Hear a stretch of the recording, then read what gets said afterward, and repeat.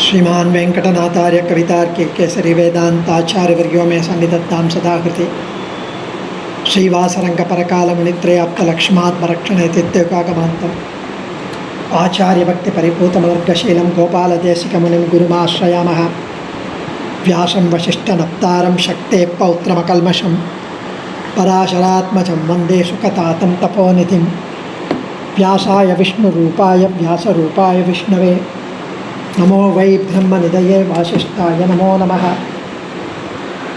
यत्र योगेश्वर कृष्णो यत्र पार्थो धनुर्धरः तत्र श्रीर्विजयो भूतिर्ध्रुवा नीतिर्मतिर्मम।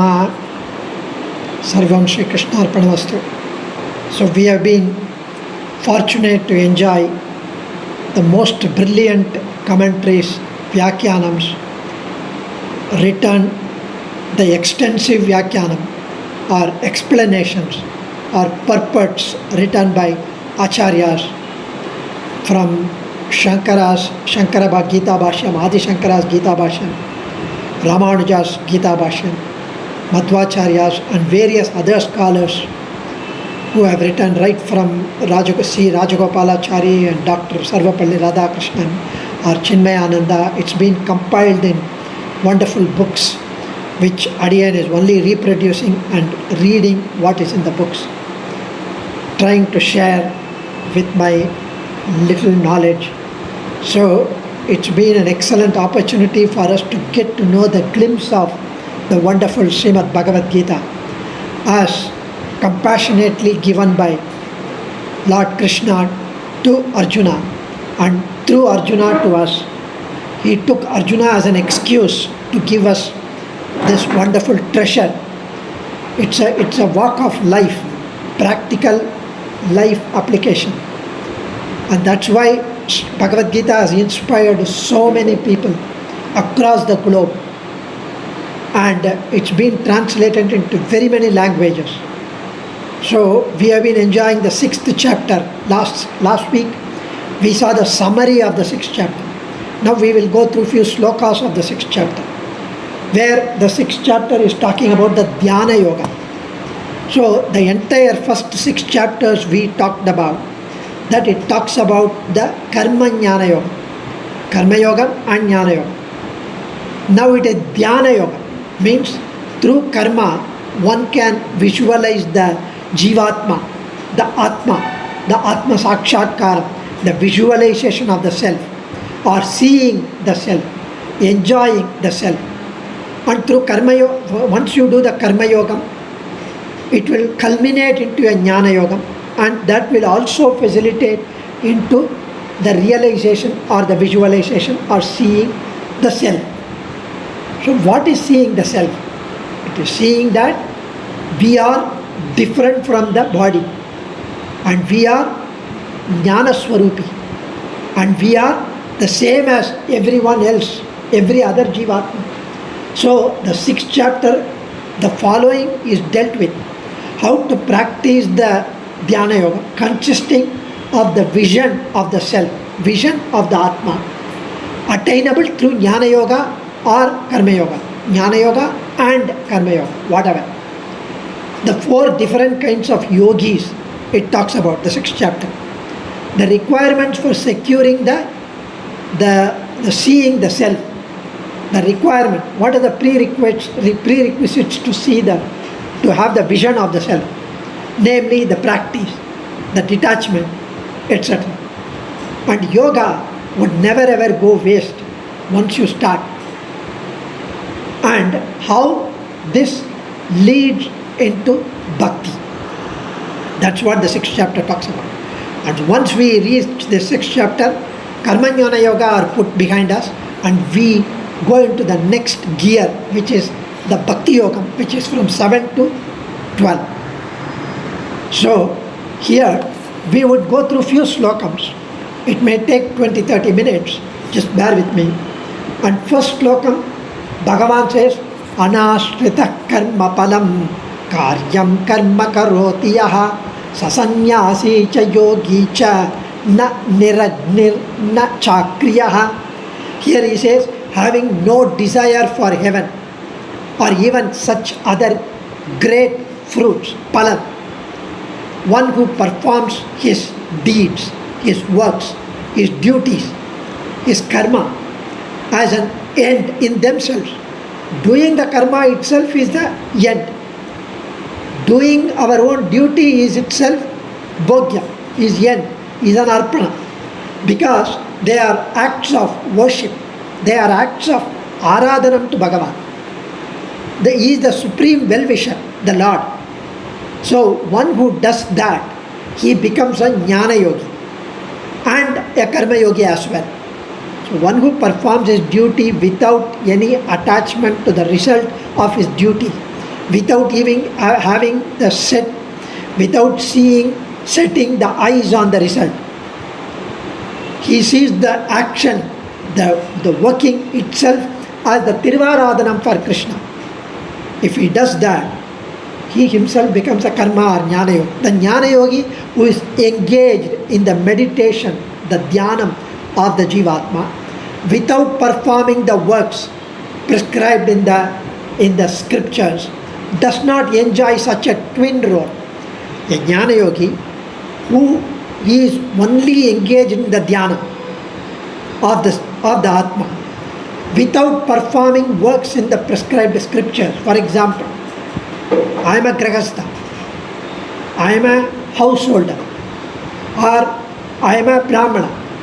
I am supposed to do some works, doing trikala sandhyavandana, or taking care of my family, or earning for taking care of the wife, spouse and the children.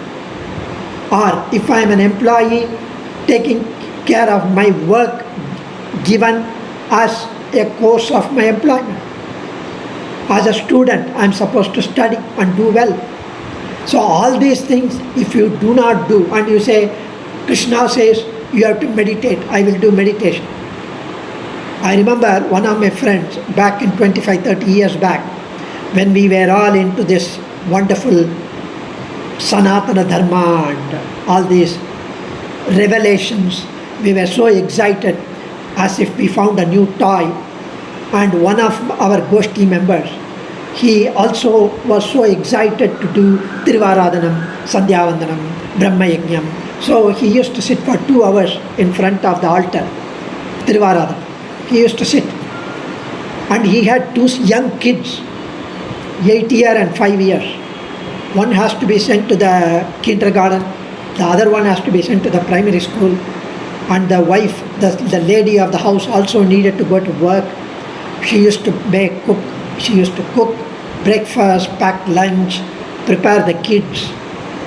And this guy sits and he does arpayami, samarpayami, argyam samarpayami, padyam samarpayami, krishnaya namaha, vasudevaya namaha, tiruvaradhanam. 2 hours. He used to recite Vishnu Sahasranamam and Desika Stotrams, everything.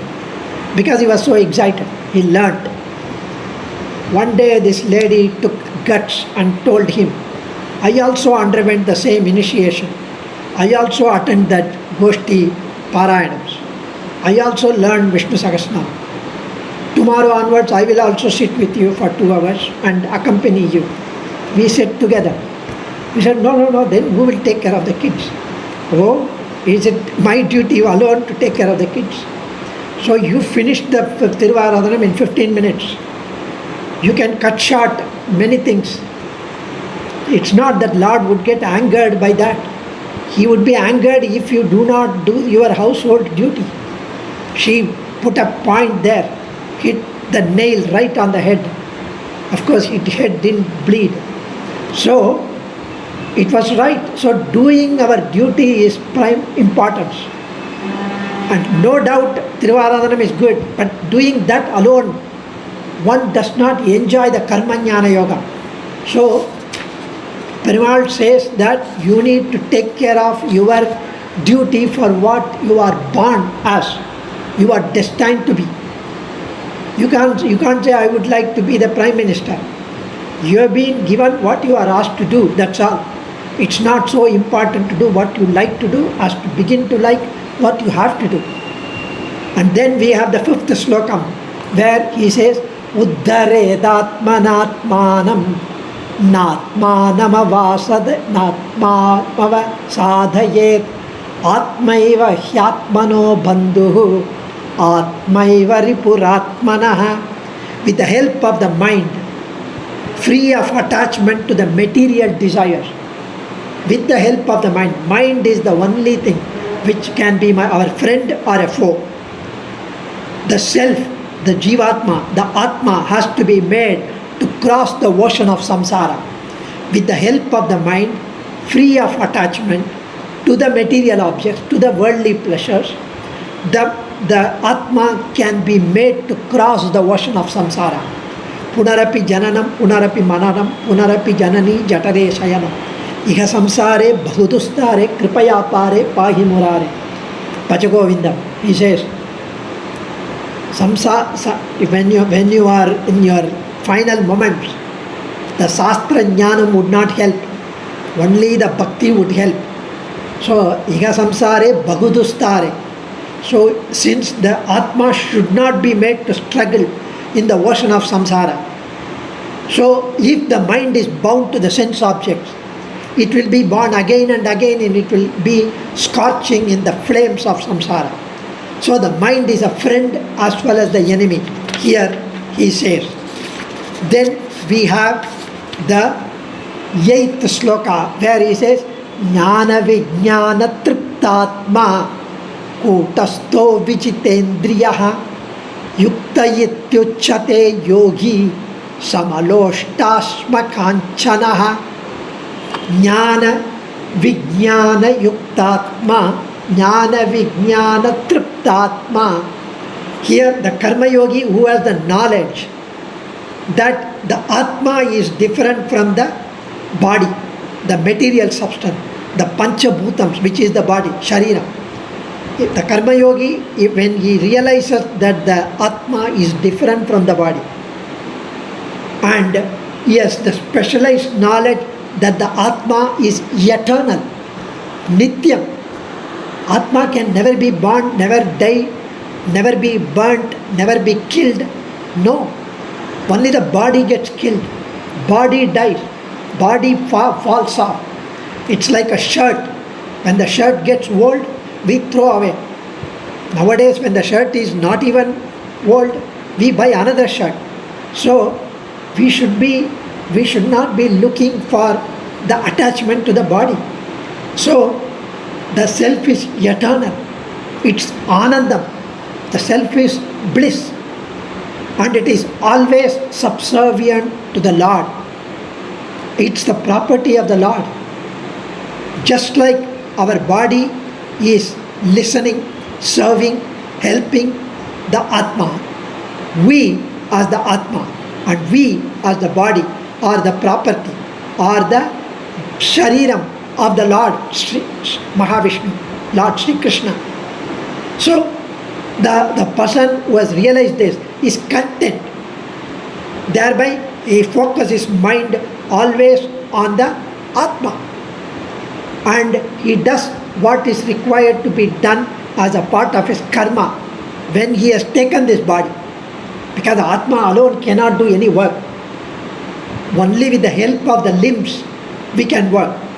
And that's why he says, you need to think that jnana is the clarity of thought, that the self is different from the body, which conviction is so essential for those who undertake duties, regardless of what duty, aiming at the benefits to be attained ultimately for the jivatma to enjoy. And that's what he mentions in this sloka. Then we have the 13th beautiful sloka. Samam kaya shiro grivam dharayan nachalam stiraha samprekshya nasikagram swam tisaschanavalokayan prashantatma vigatabhihi brahmachari vrate stitaha manasamyamyamachitto yukta asita matparaha. Here he says, with the trunk, the body, the skeleton, the spine, the neck and the head in one straight line, he should sit steady and firm when he meditates, when he wants to focus the mind, to prevent getting tired maybe a support for the back can be arranged. And he should not look at others, look at the TV and then meditate, look at somebody. He should stay cheerful, not look grumpy, not look angered because you asking me to meditate while I can watch the TV. No such thing, because this itself is bliss. Holding the mind in check, considering me alone as delectable, as sweet, concentrating his mind on me, Lord Krishna says he should practice the dhyana. And that's what he says in 13th, 14th sloka. He says, Natya, in 16th sloka he says, Natyasnatastu yogosti nachaikantamanashnataha nachati swapnashilasya jagrato naivacha Arjuna. He says, oh Arjuna, here he mentions yoga is not possible for him who eats too much. Cheeseburger, French fries, and Diet Coke, so that he is on diet. And then yoga is not possible for him. And not for him who fast excessively. Every alternate day fasting. 16 hours intermittent fasting. And eating nothing. Nor for him who sleeps too long. Nor for him who remains awake always, doesn't sleep at all. Nor for him whose movements are too much. Nor for him who does not move at all. And one who becomes exhausted while performing action. Or one for him who never exerts, simply sitting. For all these people, not possible, yoga. Then for whom it is possible? Limited, moderate, regulated food, moderate walking, moderate recreation, and tiredness, temperate sleep, normal 6 hours or 7 hours sleep, and wakefulness. Only he means here it also means she. One who is regulated like this will get established in concentrating the mind, and that will destroy all sorrows and all bonds. Here he mentions. So here my Acharyan used to say that one should eat 50% of the stomach capacity, 25% water, and remaining 25% for space or air. That's the normal content. Here when I eat, my mother will say, take some more, take some more. This is not enough. You should have full stomach. Then what happens? You becomes like big pot-bellied person. So that's not healthy. My Acharyan used to say, based on this particular sloka. Then we have the 35th slokam, which is a wonderful sloka. And here, because I'm focusing only on the key ones, where Arjuna is asking and Krishna is responding. Ashamshayam, because Arjuna is asking, Sanchalam hi mana Krishna. You say, focus, concentrate. Not so easy, Krishna. Sanchalam, it is fickle-minded. He knows exactly what Madhavakkannan is undergoing. Arjuna knows. That's why he said, Sanchalam hi mana Krishna. Vacillating mind. It goes everywhere. It travels, right? When I am speaking, it travels somewhere. It goes to some movie, some United States, some Singapore. Everywhere it travels. Sanchalam hi mana Krishna. Pramati balavadritam. Tasyaham nigraham manye. Vayoriva dushkritam. It travels faster than the air. Faster. Immediately Bhagavan says, Krishna says, Asamshayam Mahabaho. No doubt, Mahabaho. O mighty armed, absolutely mind is unsteady. There is no doubt, undoubtedly. Durnigraham chalam. It is difficult. So, O Arjuna, there is no doubt that it is hard to control the fickle mind. But it can be controlled by Abhyasena to Kauteya. Kauteya, a child of Kunti, Kulandai, abhyasena kaunteya, vairagyena cha grihyate. Abhyasa, repeatedly contemplating on the virtues, on the qualities of the Jivatma, on the qualities of the Jivatma as an attribute to the Lord, on the qualities, on the bliss, or on the transitoriness of the body, of the life, of the samsara sagara. Think of the doshams. Because the problem with us is, we do not think of this samsara sagaram as dosha. We think of them as a pleasure until we realize the sorrows, the problems, or the issues, the pain attached to the pleasures that we get, which is 5%. Until we realize that, it is not possible for us to know. So, it cannot be attained.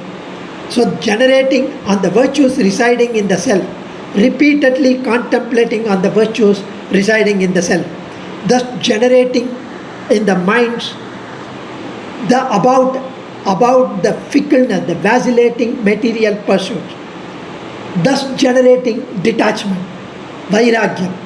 So, ragam means desire, viragam is not no desire, vairagyam is detachment.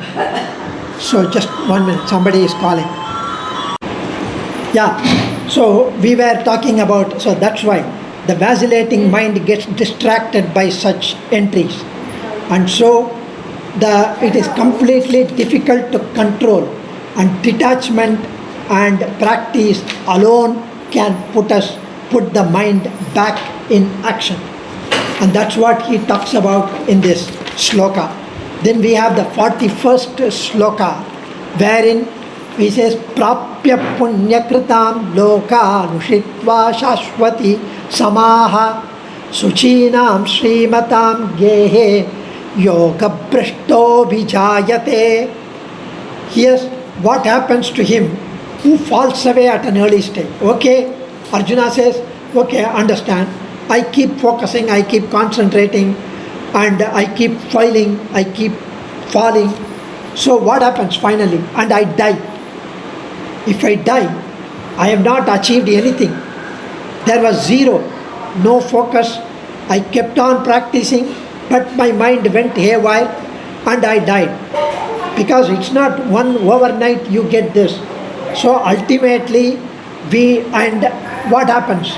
Again I have to start from zero in the next birth. He says, no, you don't have to. And hence he said, the person who set out on yoga with faith but had strayed away from it because of desire for whatever different reason, for whatever kind of fruits, reaches the world of Swargam, of the doers of meritorious deeds. And then through the greatness of yoga, he stays there a long time, experiencing auspiciousness, kalyana gunams, superior enjoyments of the kind he had desired, until the desire gets extinguished. And then he takes birth in the family of pious and religious people or wealthy people. So says Krishna. He says, you would reap for the good deeds that you have done. And you will be born in a pious family. You will be able to continue. You will be given an opportunity to continue. Perhaps you may join the Zoom online classes. You may get some revelation. And all in spite of myself talking, you have been given an opportunity to undergo all these things, to learn about Srimad Bhagavad Gita. And all these things Swami, Lord Krishna mentions in there. And then 42nd slokam, here he mentions Athava yoginam eva kule bhavati dhimatam ye tadvi durlabataram loke janmayati drisham. Here he mentioned Athava, or here if one drops down from yoga at its mature stage, he is born of the family of the enlightened yogis. If he once drops down from the yoga, he will be born in the family of the enlightened yogis. Thereby he can continue. So there is no way that it will go waste. And then of course he mentions that tatra tam buddhisam yogam labate paurvadehikam yatate chatato bhuyaha samsiddhau kurunandana purvapyasena tenaiva hriyate hyavashopi saha jignasurapi yogasya shabda brahmati vartate. Here he mentions that it is possible in that birth he regains the knowledge of the yoga he had in the previous birth. He gets the semblance of it. So thus he strives, he prepares again for success without allowing any disruptions now. He takes from that onwards. Nothing goes waste and there is no way that this will go waste. And Krishna mentioned that you will be born at that level from which you can launch. And then of course in the last slokam he mentions that yoginam api sarvesham madgatena antaratmana shraddhavan bhajate yomam same yukta tamo mataha. Yoginam api sarvesham, he mentions that because of his infinite love, the priti, what is bhakti actually? It is priti rupapanna jnana. Bhagavad Ramanuja says, Ramanujacharya mentioned that bhakti is nothing but priti, anbu, kadal, love. And love, when it is extreme, when it is passionate on the Lord, it becomes bhakti. So, knowing that He is our Lord, knowing that He is our Father, He is our spouse, He is our consort, He is our everything. Tvameva mata cha pita tvameva, tvameva bandhuscha gurustvameva, tvameva vidya dravanam tvameva, tvameva sarvam mama deva deva. He is the one who is our Atma. In as much as our Shariram is attached to our Atma, in as much as our Atma loves our Shariram. Similarly, the Lord loves us as His Shariram.